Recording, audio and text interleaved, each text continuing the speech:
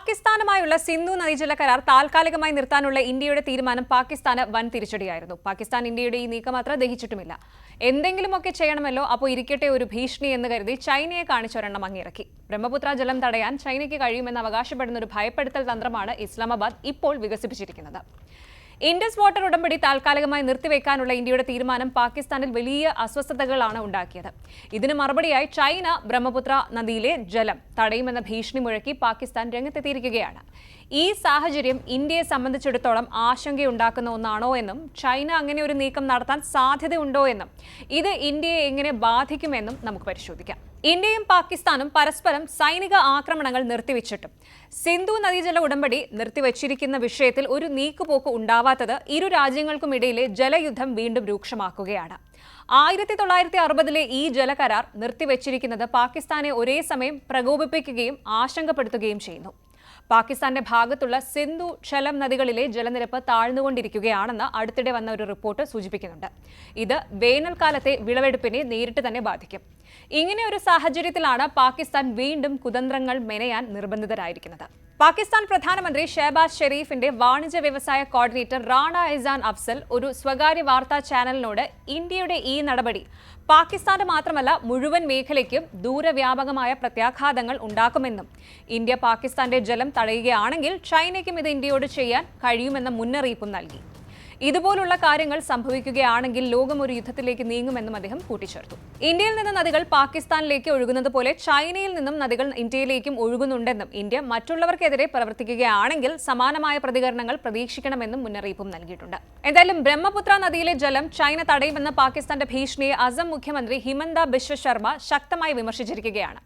ഭയം പ്രചരിപ്പിക്കാനുള്ള അടിസ്ഥാനരഹിതമായ ശ്രമം എന്നാണ് അദ്ദേഹം ഇതിനെ വിശേഷിപ്പിച്ചിരിക്കുന്നത്. ഭയം കൊണ്ടല്ല, വസ്തുതകളും വ്യക്തതയും കൊണ്ട് ഈ മിഥ്യാധാരണയെ തകർക്കാമെന്ന് അദ്ദേഹം എക്സിൽ കുറിക്കുകയും ചെയ്തു. ബ്രഹ്മപുത്ര നദി ഇന്ത്യയിൽ വളരുന്ന നദിയാണ്, ചുരുങ്ങുന്നില്ല എന്ന് അദ്ദേഹം വിശദീകരിച്ചു. ബ്രഹ്മപുത്രയുടെ മൊത്തം ഒഴുക്കിന്റെ 30 മുതൽ 35% മാത്രമാണ് ചൈനയിൽ നിന്ന് ലഭിക്കുന്നതെന്നും ഇത് കൂടുതലും ഹിമപാളികളിൽ നിന്നുള്ള വെള്ളവും ടിബറ്റിലെ പരിമിതമായ മഴയിൽ നിന്നുള്ളതാണെന്നും അദ്ദേഹം ചൂണ്ടിക്കാട്ടി. ബാക്കിയുള്ള 65 മുതൽ 70% ജലവും ഇന്ത്യയിൽ, പ്രത്യേകിച്ച് വടക്ക് കിഴക്കൻ സംസ്ഥാനങ്ങളിലെ മൺസൂൺ മഴയിൽ നിന്നും നിരവധി പോഷക നദികളിൽ നിന്നുമാണ് ഉത്ഭവിക്കുന്നത്. നദി ഇന്ത്യൻ അതിർത്തിയിൽ പ്രവേശിച്ചതിന് ശേഷം അതിന്റെ ശക്തി വർദ്ധിക്കുന്നുവെന്നും അദ്ദേഹം ഊന്നി പറഞ്ഞു. ഇന്ത്യ ചൈന അതിർത്തിയിൽ തുത്തുങ്ങിൽ ഒഴുക്ക് 2000 മുതൽ 3000 മീറ്റർ/സെക്കൻഡ് ആണ്.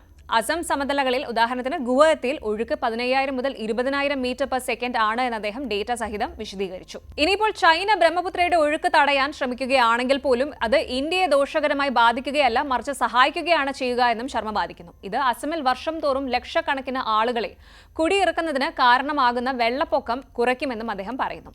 അവസാനമായി ബ്രഹ്മപുത്രയെ ഒരു ആയുധമാക്കുമെന്ന് ചൈന ഔദ്യോഗികമായി ഭീഷണിപ്പെടുത്തിയിട്ടില്ല എന്നും പാകിസ്ഥാന്റെ നിർദ്ദേശം ഊഹാപോഹങ്ങളും ഭയം പ്രചരിപ്പിക്കാനുള്ള ശ്രമം മാത്രമാണെന്നും പറഞ്ഞ് അദ്ദേഹം തള്ളിക്കളയുകയും ചെയ്തു.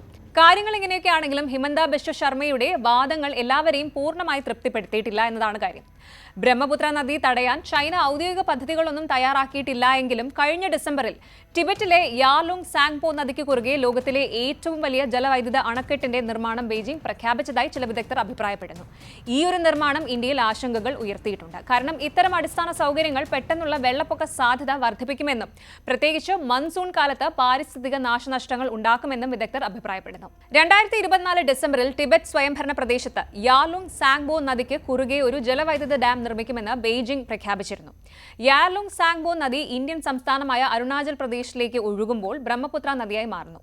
ഡാം നിർമ്മാണം പ്രഖ്യാപിച്ചപ്പോൾ പൂർത്തിയായാൽ പ്രതിവർഷം 88.2 ബില്യൺ കിലോവാട്ട് അവർ വൈദ്യുതി ഉൽപ്പാദിപ്പിക്കുന്ന ത്രീ ഗോർജസ് ഡാമിനേക്കാൾ 3 ഇരട്ടി കൂടുതൽ ഊർജ്ജം ഉൽപ്പാദിപ്പിക്കുമെന്ന് ചൈന പറഞ്ഞിരുന്നു. ഈ ഡാം ഇന്ത്യയ്ക്കൊരു പ്രശ്നമാകുമെന്നും വിദഗ്ധർ അഭിപ്രായപ്പെടുന്നുണ്ട്. Geopolitical and global strategy adviser Genevieve Donnellon May 2022 Asia global ഓൺലൈനിൽ എഴുതിയതുപോലെ ജലവിതരണത്തിനായി ചൈനയെ ആശ്രയിക്കേണ്ടി വരുമോ എന്ന് ഇന്ത്യ ആശങ്കപ്പെടുന്നുണ്ട്. ഈ വലിയ ഡാം അപ്സ്ട്രീമിൽ വലിയ അളവിലുള്ള സെഡിമെന്റ്സ് തടഞ്ഞു നിർത്തുകയും താഴോട്ടൊഴുകുന്ന ജലത്തിന്റെ ഒഴുക്കിനെ തടസ്സപ്പെടുത്തുകയും ചെയ്യുമെന്നും പറയുന്നു. ഇത് കൃഷിയെ ദോഷകരമായി ബാധിക്കുകയും ലോകത്തിലെ ഏറ്റവും ജനസാന്ദ്രതയുള്ള പ്രദേശങ്ങളിലൊന്നിൽ ഭക്ഷ്യസുരക്ഷയെ ഭീഷണിപ്പെടുത്തുകയും ചെയ്യും. രാജ്യത്തിന്റെ കാർഷിക മേഖലയ്ക്ക് ഭീഷണിയാകുന്നതിനോടൊപ്പം തന്നെ ഇത്തരം ഡാം ഒരു സുരക്ഷാ ഭീഷണി കൂടിയാണ്. ഇന്ത്യയും ചൈനയും ഒരേപോലെ അവകാശപ്പെടുന്ന അരുണാചൽ പ്രദേശിന് സമീപത്താണ് ഡാം നിർമ്മിക്കാൻ ഉദ്ദേശിക്കുന്നത് എന്നതിനാൽ ഇത് കാര്യങ്ങൾ കൂടുതൽ സങ്കീർണമാക്കും. ഇന്ത്യ ചൈന അതിർത്തിയിലെ സമീപകാല സൈനിക ഏറ്റുമുട്ടലുകൾ കണക്കിലെടുക്കുമ്പോൾ ഒരു പ്രധാന ജലസ്രോതസ്സിലെ ചൈനയുടെ നിയന്ത്രണം ഒരു തന്ത്രപരമായ സമ്മർദ്ദമായി കാണപ്പെടാം. ഇനി പരിസ്ഥിതി ആശങ്കകളും ചെറുതല്ല. ഹിമാലയം ലോകത്തിലെ ഏറ്റവും ഭൂകമ്പ സാധ്യതയുള്ള പ്രദേശങ്ങളിൽ ഒന്നാണ്. ഇത് വലിയ തോതിലുള്ള അടിസ്ഥാന സൗകര്യ പദ്ധതികളെ അപകടകരമാക്കുന്നു. കടുത്ത കാലാവസ്ഥാ സാഹചര്യങ്ങളിൽ ഡാം തകരുകയോ തെറ്റായ മാനേജ്മെന്റോ താഴ്ന്ന പ്രദേശങ്ങളിൽ വിനാശകരമായ വെള്ളപ്പൊക്കം ഉണ്ടാക്കാം. അങ്ങനെ സംഭവിച്ചാൽ ഇത് ഇന്ത്യക്ക് ഗുരുതരമായ മാനുഷികവും സാമ്പത്തികവുമായ പ്രത്യാഘാതങ്ങൾ ഉണ്ടാക്കും.